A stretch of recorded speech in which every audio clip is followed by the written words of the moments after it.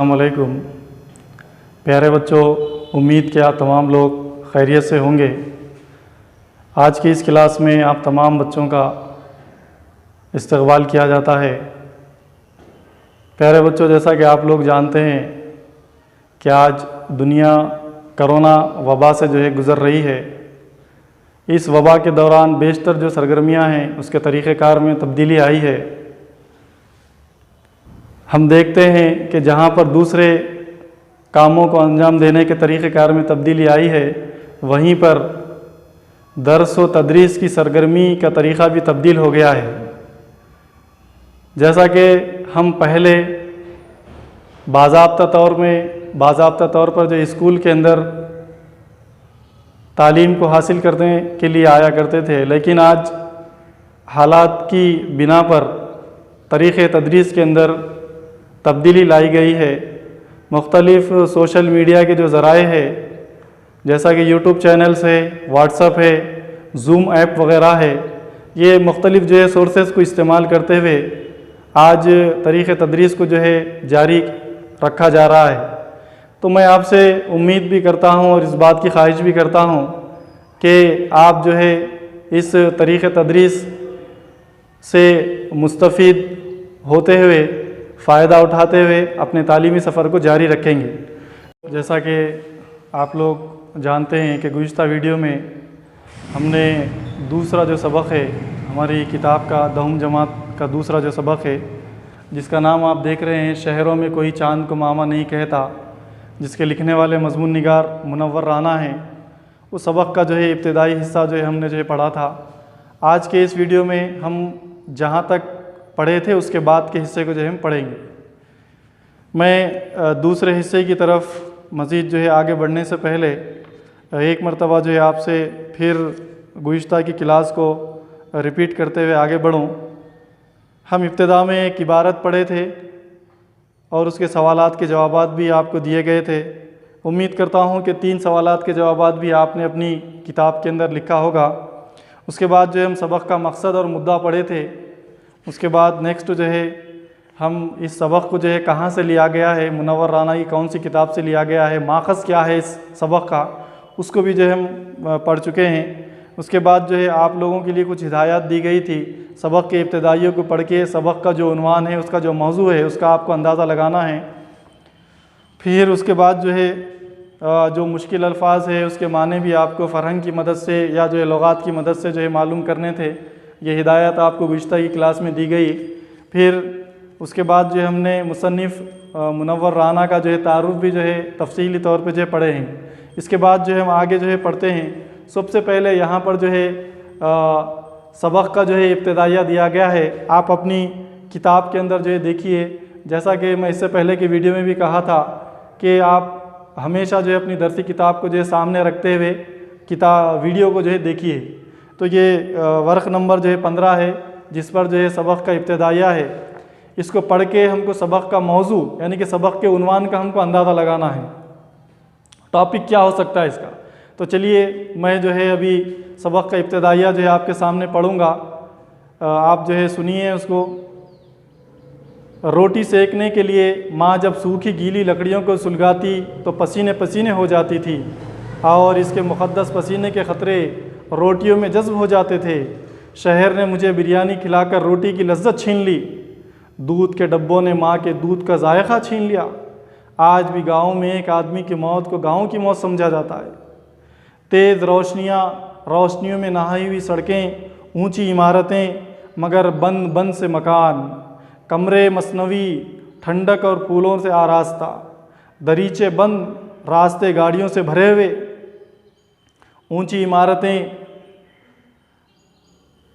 रास्ते गाड़ियों से भरे हुए, गुज़रना दुश्वार, इतनी उलझने के संवरना दुश्वार, इतना बोझ के मरना दुश्वार, इतनी जल्दी के ठहरना दुश्वार।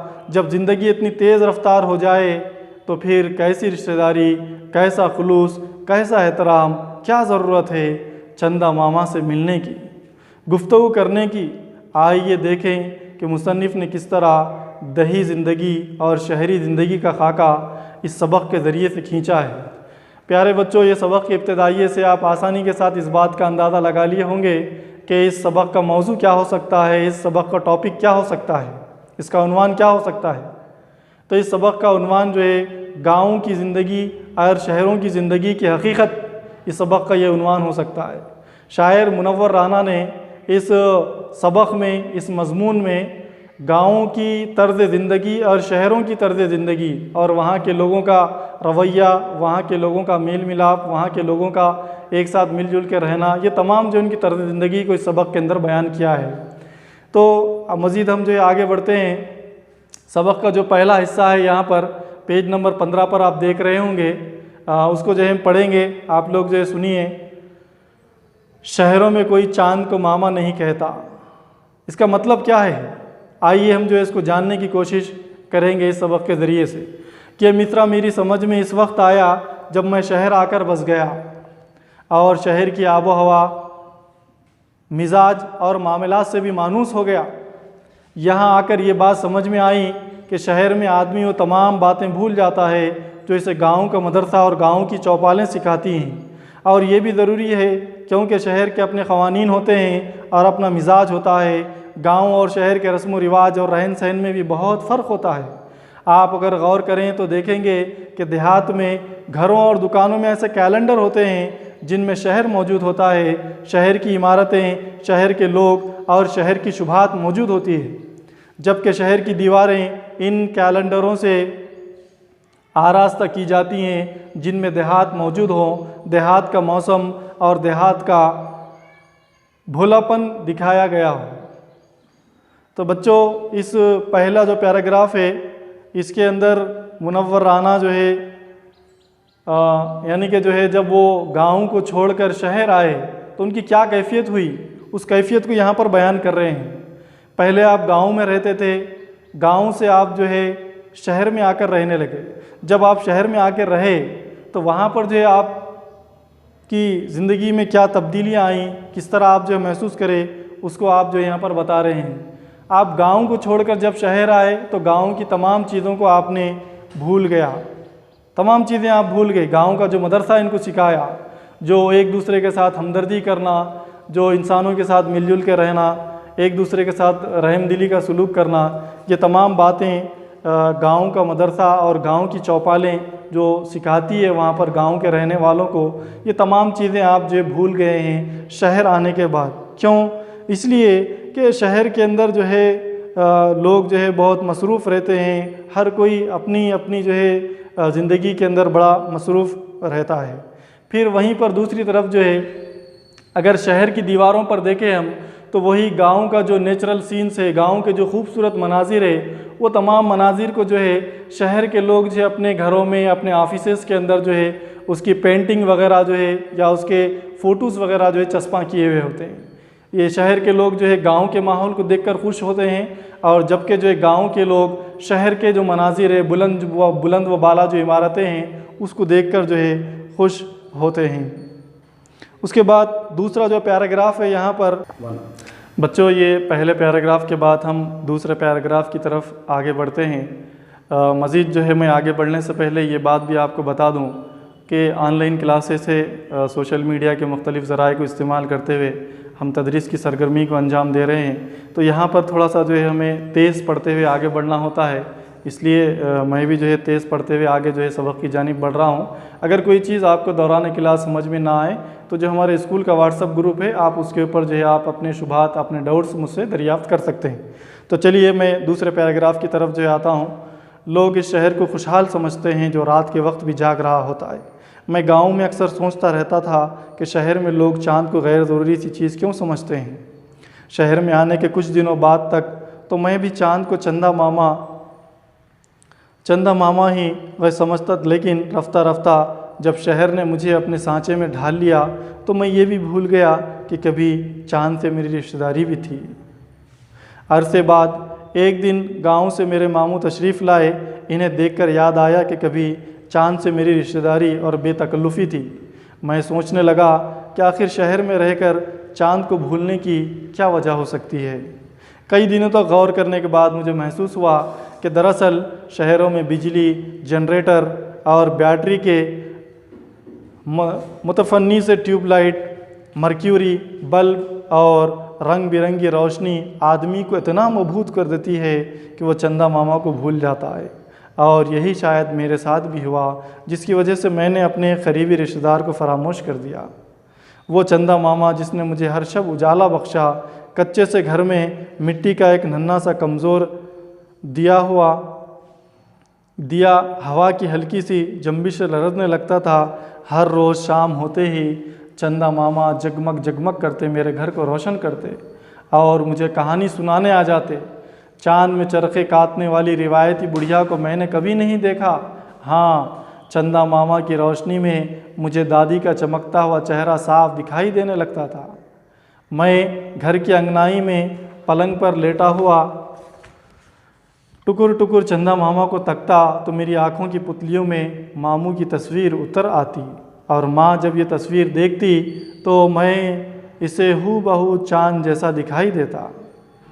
मिट्टी के बने चूल्हे पर जब आग तवे को दहकाती और चिंगारियाँ तवे पर रक्स करने लगती तो ऐसा लगता कि तवा मुस्कुरा रहा है। रोटी सेकने के लिए माँ जब सूखी गीली लकड़ियों को सुलगाती तो पसीने पसीने हो जाती थी और इसके मुक़द्दस पसीने के ख़तरे रोटियों में जज्ब हो जाते थे। शहर ने मुझे बिरयानी खिलाकर रोटी की लज्जत छीन ली, दूध के डब्बों ने माँ के दूध का जायका छीन लिया। तो प्यारे बच्चों, हमारे सबक का जो है ये पहला हिस्सा ख़त्म होता है। इसके अंदर जो है मुनव्वराना जो है एक चीज़ तो ये बता रहे हैं कि आप जब तक जो है गाँव में थे आपको चंदा मामा याद था, चंदा मामा की रिश्तेदारी याद थी, चंदा मामा से दोस्ती आपको याद थी। लेकिन जैसे ही जो है आप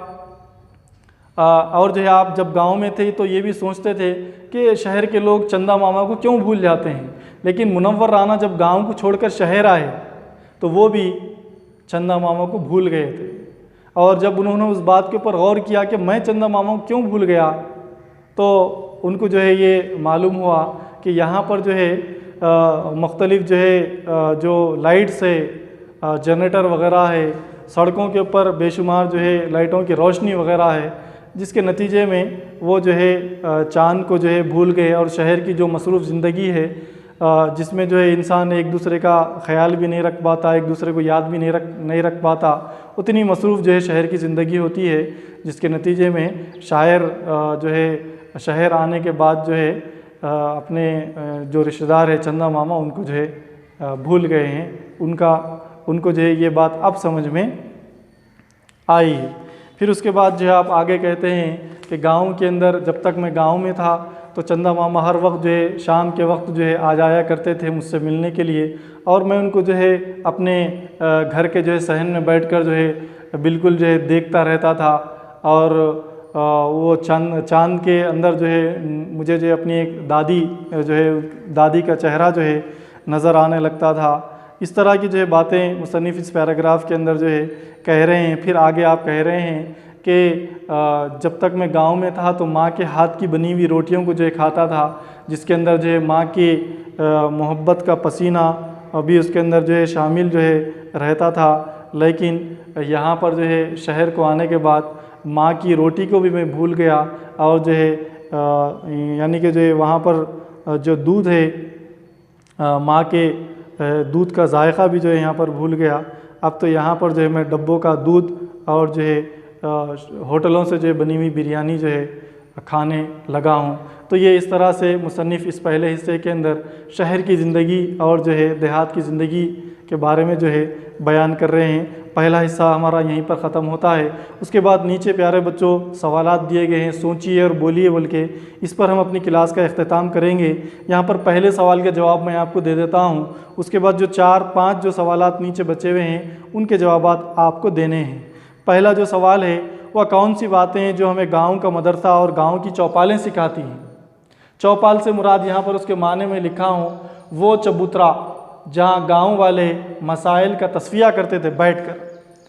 गांव के लोग जो है जहाँ चबूतरे पर बैठकर गांव में होने वाले जो मसाइल है उन मसाइल को जो है हल करते थे, उसको बोलते चौपाल। तो यहाँ पर जो पहला सवाल है वो कौन सी बातें हैं जो हमें गांव का मदरसा और गांव की चौपालें सिखाती है। गांव का मदरसा, गांव की चौपालें गांव के रहने वालों को क्या सिखाती है? एक दूसरे से हमदर्दी, एक दूसरे से मोहब्बत करना, एक दूसरे के दुख दर्द में शामिल होना, अपने अंदर इंसानियत को बरकरार रखना, ये बातें गाँव की चौपालें सिखाती हैं। इस सवाल का जवाब है। उसके बाद जो बच्चों मज़ीद नीचे सवालात बचे हुए हैं, सवाल नंबर 2, सवाल नंबर 3, सवाल नंबर 4, सवाल नंबर 5 और सवाल नंबर 6, इन सवालात के जवाबात आपको ख़ुद तहरीर करने हैं। यहीं पर आज की हमारी क्लास का इख्तिताम होता है।